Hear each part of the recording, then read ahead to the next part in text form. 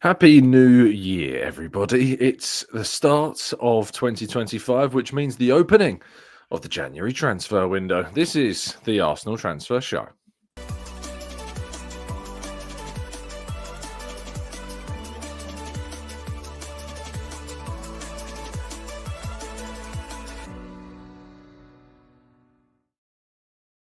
Hello and welcome to the Gooner Talk. Back again with you guys for another episode of what is the Arsenal Transfer Show, joining you every single morning at 8 a.m. UK time. Thank you as always for joining me and making this a part of your morning routine. I hope you're doing good. I hope you're doing well. Thank you as always for dropping a like and of course for hopefully subscribing to the channel as well. We did in 2024 manage to reach our target of the Emirates Stadium capacity, of course, 60,704, and we've blown well past that now, and we're very much heading towards 61k. So thank you to all of you who are indeed with us, joining us and tuning in each morning, and of course listening on catch up. For those that are audio listeners, there's been some issues recently with the uploading of the audio shows.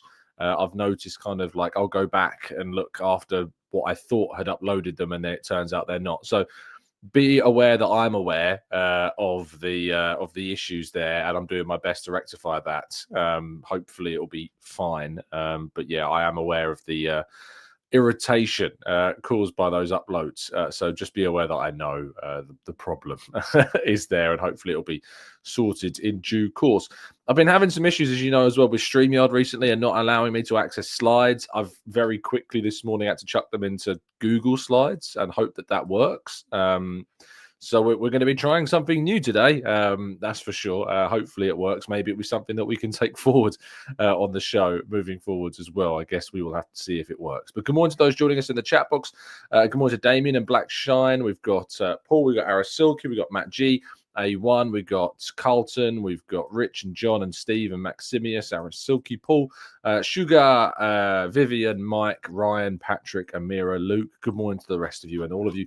Wishing indeed a very merry, happy new year. Without further ado, though, please drop a like, subscribe, and stay tuned as we go through today's slides. So we start with Mikel Arteta, who has confirmed a sterling boost. Now, Mikel Arteta, of course, conducted his press conference ahead of the game against Brentford today, and we indeed have got all the quotes from that press conference in terms of kind of the hectic schedule. And of course, on Sterling, he said he was gutted because he had a good game against Palace here, but could have scored 2 goals and made an assist. And in the end, he got injured in a training session, and that was his opportunity because naturally he would have played in that position. But knowing Raz, I think he'll be back quite soon. So it seems that the knee injury isn't as bad as first thought, but that he is indeed back. There was also some really funny comments on Leandro Trossard. John Cross on the Mirror asked him about kind of how he feels about Trossard's contributions. He said he's really good. They all want to play, always wanting to play. And Leo has shown a lot more consistency in the last 12 months. He deserved that.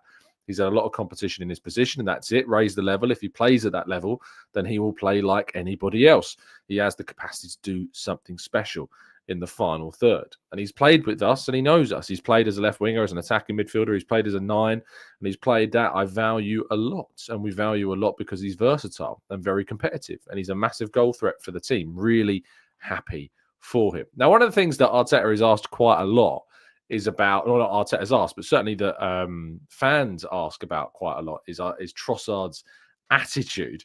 And he was asked about his attitude, and he said, yeah, Leo naturally is a bit of a moaner. But I like that because he's very competitive, and you have training sessions. He's always busy with the referee's decisions because he wants to win. And that's what I love.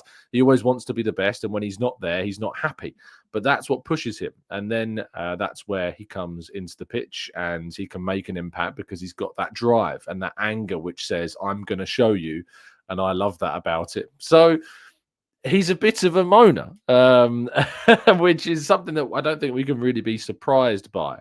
A lot of people read, I think, too much into these things. We saw kind of those comments about his celebration at Aston Villa. We've seen it at times where, like, he scored at, what was it, the 5th goal that he scored in one of the games, or the 3rd goal? I think it was a Sporting game. He scored the 5th goal in a 5-1 win, and people really made note of the fact that kind of Trossard had not really celebrated his goal. I think people read far, far, far too much. And Arteta's saying it and explains it in terms of, he's just frustrated that he doesn't get more minutes, and he feels like he deserves more minutes and feels like he deserves to get more game time.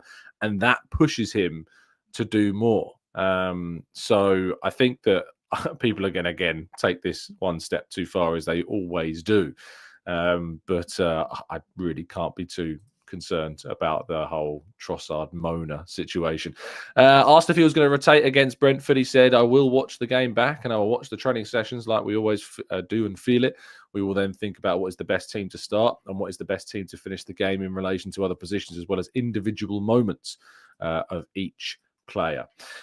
Moving forward, though, Barcelona have indeed failed to register Dani Olmo as a player for 2025.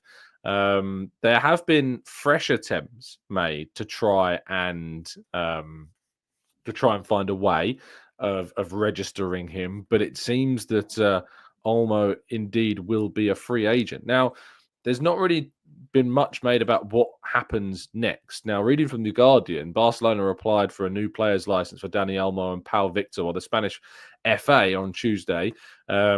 The club denied claims of requesting any delay from the governing bodies for their registrations, and the announcement was made hours before midnight, the registration deadline. Barcelona lost a second appeal to register the players for the remainder of the season on Monday, with the club unable to meet La Liga's wage cap. But this is, of course, from Barcelona's statement. They said Barcelona informs that it has applied for a new license for the players of Olmo and Victor to the RFEF. The club would like to deny having requested or receiving any moratorium to any governing body with these inscriptions. Yeah, what happens now? While they will be free agents after the deadline, Barcelona could meet the economic requirements to sign them before the transfer market closes in February. However, according to RFEF rules, a player cannot be signed by the same club twice in a season. Olmo, a Spain international, has a clause in his contract that allows him to unilaterally depart should the club fail to register him. Barcelona plan to raise funds by selling VIP box seats at the Camp Nou stadium, potentially generating over 100 million euros, subject to La Liga approval. So it's not all cut and dry just quite yet, that he will be he will be free to leave Barcelona, and that Arsenal and other clubs should indeed be going in to try and sign him at this stage. But it's a very interesting situation. It was kind of a deadline before the window had even opened. But yes, when you think about kind of clubs and how they're run financially, and people moan about how Arsenal don't spend themselves into the ground, well, there's reasons why we don't. And Barcelona are a great example of why Arsenal try to stay very financially sustainable from what they're doing. Meanwhile, talking about financial stability, Sami Mokbel of the Mail did a fantastic roundup of the latest information surrounding kind of his view of Arsenal and his understanding of the situation as well. And there was a really important point about the money that Arsenal have to spend, reading from his piece in the Mail, which you can read in full on the website. He says, yes, money won't be an issue. The Cronkies have a history of financially backing their head coaches across all of the sports teams and have spent heavily on acquisitions during Arteta's reign. However, he does say, while complying with profit and sustainability regulations remain a factor in terms of level of expenditure, Arsenal are well within those constraints, meaning the restrictions they set on spending will be their own. And this is, of course, leaning into what I spoke about at the end of the summer transfer window. Arsenal's money that they brought in because of the sales of Ramsdale and the sales of Eddie Nketiah opened up a freedom for Arsenal to spend to a degree during this window. As Sammy points out, they will remain a factor. PSR will be a factor. But those sales have opened up, which is why I have said to you time and time again, from a personal point of view, Arsenal have no excuses when it comes to not making any signings during this January window. The only barrier they've got is on who they get. That's the barrier really that exists. And so for that reason, we need to make sure that we're in a position to get the players that we know can improve the squad and are the right players, of course, but we have the ability to spend. And so, as pointed out by yours truly before, we need to make sure that we do take advantage of that. Because if we don't, goodness me, it's just simply not going to be good enough. And in terms of the players that Sammy mentions in his article, he says, of course, Nico Williams has been a long-term target. And while it's reported to have a £50 million release clause, which is well within Arsenal's budget, of course, there is some doubts about whether he would leave for Arsenal. There's been suggestions that Nico Williams would want to go elsewhere. And also, he's not had the best of seasons for Athletic Club at all. He mentions Leroy Sané also being of interest to Arsenal, but of course he's 28 years of age, so that kind of creates something of a question mark. Arda Güler also mentioned in the article, suggesting that he's of interest, but it also suggests that Real Madrid see him as an important part of the club's future. Florian Wirtz is named, but of course a player that every big club are interested in, and Bayer Leverkusen supposedly want to keep him through until 2026. While Premier League names such as Brian Mbeumo and Alexander Isak, of course, are also mentioned, as well as Benjamin Šeško and Matheus Cunha. Now, Arsenal, of course, turned down the chance to sign Šeško because they couldn't. There was a lot of guarantees. So I'm aware from the Arsenal side of things that there was kind of despite the fact that Šeško wanted to move early in the summer, from my point of view, there were suggestions that Arsenal couldn't commit to the deal at that point because they hadn't yet sold somebody like Eddie Nketiah. So that was kind of a blockade to that deal. There's also some stuff about players that could leave, not beyond any surprises. But I recommend you read through all of Sammy's piece in the Mail if you get the opportunity to. But no, Mohamed Kudus not mentioned in the article at all. So for those wondering about that one, moving forwards and to the preview of today's game, let's do that right after this.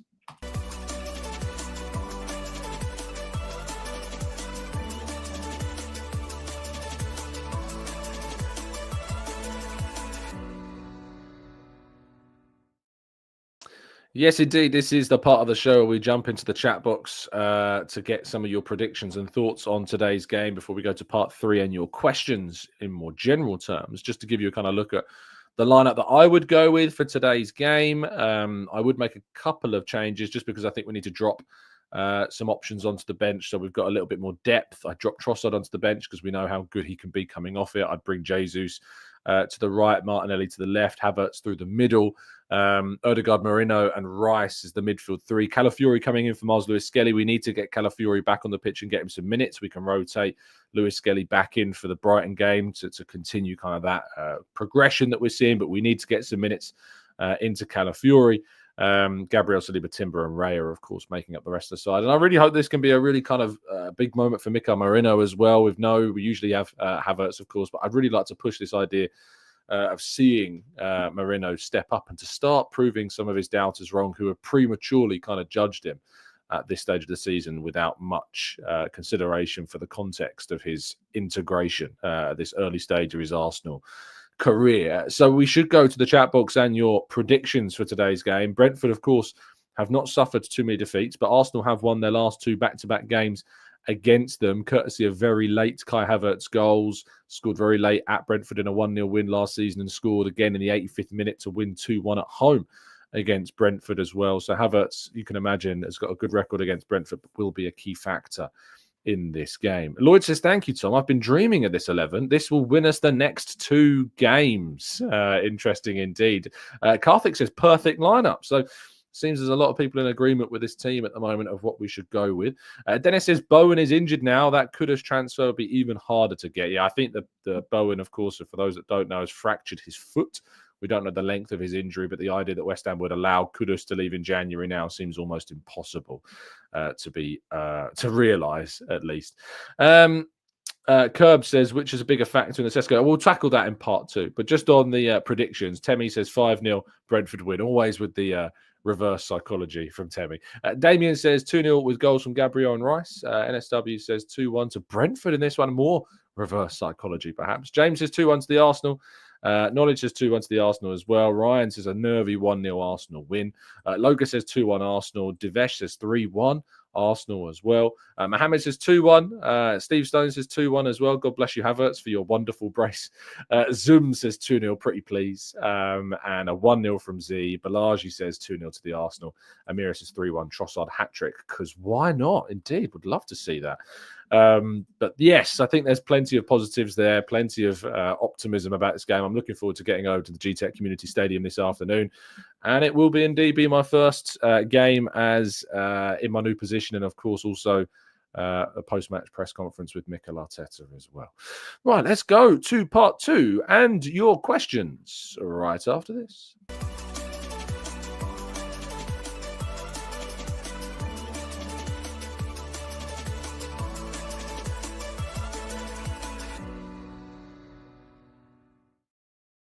Okay, this is part 2 of the show. We tackle your questions in the chat box. So if you've got any that you would like to throw in, now is your time to do so. So get those into the chat, and I'll be doing my absolute best to try and tackle as many of them as I can.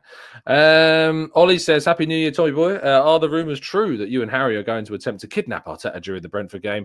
I think such actions may put your careers in jeopardy. Can you imagine that? Just me and Harry running down from the press box to attempt a massive coup on the club. Blake says, question, hi Tom, Happy New Year from Australia. Been an Apple podcast listener for the past couple of years. Love the show. Thank you, Blake. What's your take on bringing in a player like John Duran in January? Again, I think the idea of Arsenal signing a striker in January is tough. It's really hard to see that happening. It's tough to see that being the case. So I'd be very surprised if Arsenal went for a striker. I think a wide player is far more likely.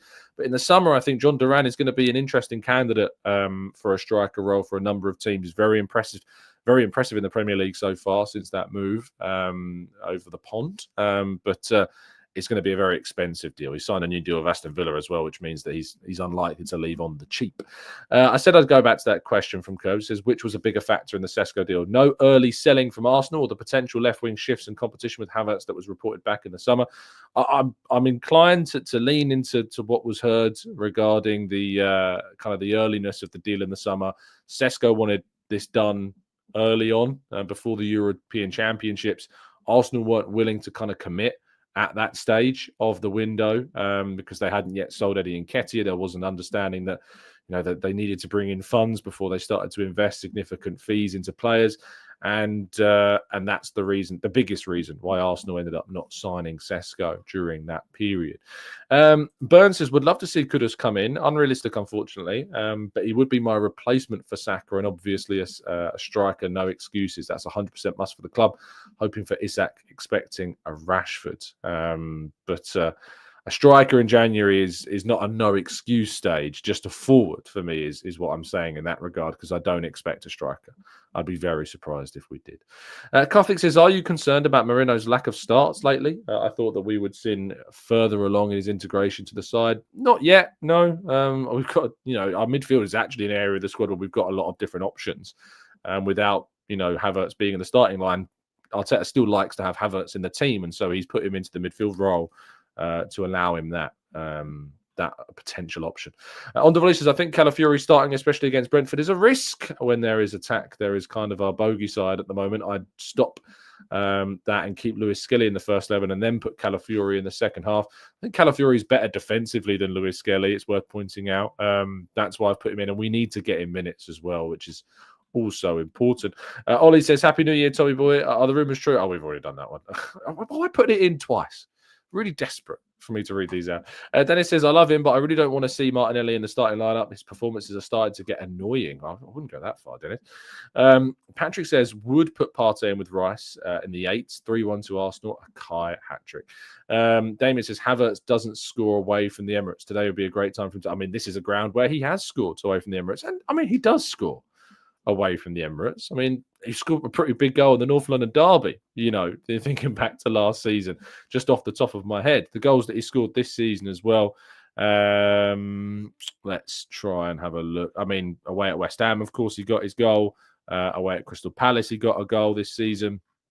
Away at Preston, he scored this season. And away at Sporting, he has scored this season. And if we go back into last season, as well, and the goals that he also scored for Arsenal. He scored Away at Bournemouth. Of course, that was the penalty. He scored away at Brentford, as we've talked about. He scored away at Luton when he made it 3-3 on the day. He scored away at Burnley. He scored away at Sheffield United. He scored where else? Away at Spurs, as I mentioned. So he does score away from home. I know what you're talking about in terms of there's an emphasis on kind of his goals that he has scored at home, but he does get goals away from home and in quite significant games and big moments as well. Manali says, I'm much more convinced that we roll the dice on players with huge upsides and potential rather than a Harrods signing like an Isak, even in the summer. What do you reckon? I think in the summer there's definitely an idea that a marquee figure could come into Arsenal. So I wouldn't entirely rule that out. Sax says, I don't think there's a big difference defensively between Lewis Skelly and Calafiori. I think there is a difference. I mean, you've got an 18-year-old here, of course, who's only just come into the team. Calafiori been playing at the senior level quite some time, and I think that does show. There's a little rashness at times about Lewis Skelly. But yeah, let's wait and see what happens. EK says, what do you think about Arsenal getting Olmo? Do you think that he can play on the right side or a left day? I think he could play with Ødegaard. He has played in a forward line before, but he is more of an attacking midfielder. So it would mean playing a more offensive midfield setup, but certainly something that I think we could see. But you've also got to think about what does it do for Waneri? Does it block his pathway into the squad? That's always a question mark, isn't it? Ivan says, would you take a winger option like a Somerville from Villa? Somerville's at West Ham, Ivan, not Villa, but not much goals and assists, but dynamic and seems to give the defence something to think about. I wouldn't go for Somerville. No, not at this stage. I don't think necessarily that he's taken his game to the next level since his move to West Ham just yet. He's only got 1 goal and 1 assist in 18 appearances. He's not been able to establish himself in that side. So not for me, not right now. No, I think he needs to do a lot more before we think about somebody like that. The type of young player that I would go for would be someone like a Dibbling from Southampton. That's the type of youngster and young profile that I would go for from a Premier League club. Cole says, we're expecting a Brian and Mbeumo scout report in the morning, Tom. I mean, if we see a genuine attempt for Arsenal that they are pursuing, that's when we do our tactical breakdowns. We will, of course, do a show on that. But I only put the resources in to do those tactical breakdowns when it looks like they are genuinely a player that we are looking to sign. At the moment, we don't have an idea of the main candidate at the moment. Alvamod says, how come Arteta seems to have no problems playing Lewis Skelly when needed, but Waneri is still held back with very few starts? This is quite a simple one, actually. The reason being is there's 2 positions that Waneri is most likely to play, and that's in attacking midfield, and that's on the right-hand side. And the 2 players that play in those positions from the start are Bukayo Saka and Martin Ødegaard. Now, Arsenal have a host of different left-back options at the moment. And with Calafiori's injuries, it's meant, of course, that we've had Zinchenko, we've had Kivior, we've now had Miles Lewis-Skelly, of course. Kieran Tierney's even got a game. The pressure on that left-back role compared to the positions currently fielded by Saka and Ødegaard mean that if you play an 18-year-old in those roles, you are really exposing them to an incredible amount of pressure. So I think there is an element of protection coming from Arteta when it comes to somebody like Lewis Skelly playing left back. And I think if it was the other way around, it would be exactly the same. It would be Waneri playing left back, Lewis Skelly if he was in Waneri's position. I don't think it's anything personal. I think it's all to do with the position and who plays in those roles currently and protecting those players when they need to be protected. G. Sean says, let's be calm with Skelly. Desperation fast tracks these youngsters like we did with Saka over Pepe. It took Saka 2 seasons to learn on the job. He entered the team at left back, you may remember. Didn't start in that FA Cup final that we won under Arteta, was a substitute for that game. So, we have to be cautious with that. Dennis says, also, am I the only one who thinks this Trent Alexander-Arnold to Madrid saga could cause a bit of a stir up in the title race? Those Liverpool fans seem really angry with him. I look forward to seeing a reaction to Trent Alexander-Arnold from the Liverpool supporters because it seems that they are a very emotional bunch when it comes to this. And it's ironic, isn't it? The expectation of Martin Zubimendi to up sticks and leave his hometown club to join a more, quote, ambitious side in Liverpool. But as soon as one of their players looks to try and do that for Real Madrid, all of a sudden, it's pitchforks and torches that come out. The irony and the hypocrisy is all there for everybody to see.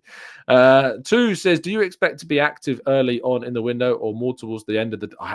Honestly, I've absolutely no idea. It depends upon who Arsenal want. It depends upon the opportunities that arise. It depends upon their patience and seeing if any do indeed emerge later on in the window. And of course, it's always going to be affected by the current sporting director situation. I don't know how quickly Arsenal are going to move. I just hope that they move. Frankly, it could be at any time, although I'd rather it was earlier, of course. But just got to hope that they move. We've just got to hope that they make a move for a player. Stephen, Happy New Year. Just like Miles Lewis-Skelly is thriving at left back, should Waneri get more minutes? He definitely should get more minutes. I think we should be bringing him on in games on that right wing, exposing him to that position, getting him more opportunities. I think that's something that we need to see. Boston says Semenyo would be a good shout. He plays with both feet. He can play in all front 3 positions. Mike says, what's your stand on taking a young player like Nusa? Nusa obviously has only just moved to RB Leipzig, so I'm not sure that he's necessarily a realistic option. And he's still, of course, adapting to the Bundesliga, but he's had an okay season. Only 19 years of age, 4 goals, 8 assists in 28 games across all competitions this season.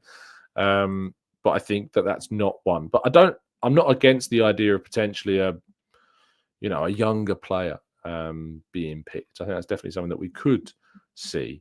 James says, with the difficult games at the beginning of January, Newcastle, Villa, Spurs, United, is it key to make as early as possible signs? I hope so. I mean, you could argue definitely that there's more of an encouragement, more of a motive for Arsenal to do their business early. Definitely. Whether they do, though, is another thing.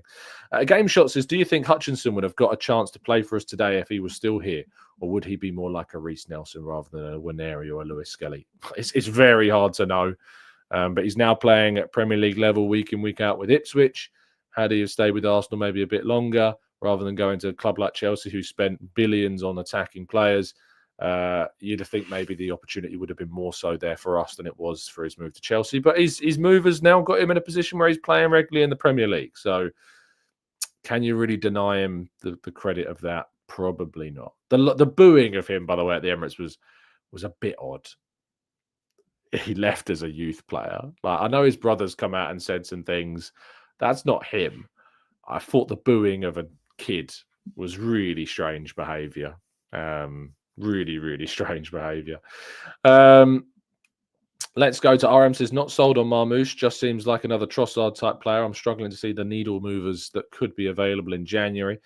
Carl says, what are your thoughts on reports saying about how expensive Semenyo would be? I saw someone say £50 million. That sounds mad. It does sound a bit high, doesn't it? I think it would take a little extra for me to be convinced that we should pay 50 million for Semenyo. Invincible says, do you think that we need to dump Arteta's controlled football and be more ambitious with our attacking play for the second half of the season to stand any chance of catching Liverpool? I think we need to be a bit more adventurous. You don't want to lose the control in its entirety because, of course, I think when you are so dominant in games and you're so controlling and it prevents the opposition from having nearly any chances, it does give you such a great opportunity to win games. We just need to be more clinical. When we get those opportunities, we need them to be more clinical. Sack says, to be fair, the booing only came loud when he started diving. He did dive a couple of times, to be fair. The booing was there before. So to those that booed prior to his diving, I won't say if he started booing after he dived a couple of times, fair. But before the dives, she's a kid. Come on. What's that about? Steven says, do you expect any outgoings this month? And if so, who? Kivior, if we get a good offer, perhaps. Yeah, I think you've named the one that I would be potentially open to seeing. But I think if you let Kivior go, you absolutely have to sign a defender. Like, I don't think we can leave ourselves too short. I think Tierney, of course, could sign on a short-term deal with somebody in January. That's something that could happen. Maybe some youngsters going out on loan, but beyond that, I'm not sure. I'm not sure who else would go. I used to think that maybe Jesus could go, but I'd be very surprised now if that would be the case. James says, is it the fact that we are unbeaten this calendar year and haven't conceded a single goal a guarantee that we will win the league? I mean, we're not unbeaten this calendar year, of course, but we've got a very, very good record this calendar year. Arsenal sit in terms of the 2024 table. They sit very much at the top of it. 36 games played, 26 wins, 3 defeats, a 72.2% win percentage, which is higher than any other side in 2024. But titles aren't won in calendar years. They're won across the season. And that's what Arsenal so far haven't failed to do. So across 2024, let's wait and see. Oh, hold on. Oh, I see. It's 2025. Yes, I get it. We are unbeaten in 2025. Thank you, James. Yes, we are indeed. You probably got me with that one. Rich says, Tom, my entire family are Bristol City fans, and I've watched Semenyo for a couple of seasons, and while he's doing well at Bournemouth, he is not a clinical striker, and he often can't get the ball out of his feet. I would agree with you that he doesn't take plenty of the chances, actually, that he gets into the positions. He's still a talented player, but yeah, I do think that there is an argument that Semenyo isn't clinical enough to guarantee him being the right player for Arsenal to sign. Definitely. Is he better than Trossard? Is he better than Martinelli? I don't think so. But he's probably better than the depth options we have on the right-hand side at the moment. Fred says, if I was in charge, I'd put a bid in for Mbuemo just in the hope that they rest him for the game. Yeah, it's trying to unsettle our opponents. Anyway, thank you so much as always for tuning in. Really appreciate your time. That's the first show of 2025 through the door. I look forward, as I said earlier, to getting down to the GTEC Community Stadium, hopefully witnessing Arsenal get a good result. It's always a good view from the press box in the GTEC, so it's a nice one. It's one of those grounds where you have to walk through the concourse actually to kind of get to the press room, but it's a nice place. And since my move, getting to Kew Bridge Station is actually slightly easier. I'm just hoping that the crazy weather today on the first day of 2025 doesn't affect things too badly. Have a fantastic day, people. Stay safe, stay well, stay happy and respectful. And as always, up the Arsenal and Happy New Year.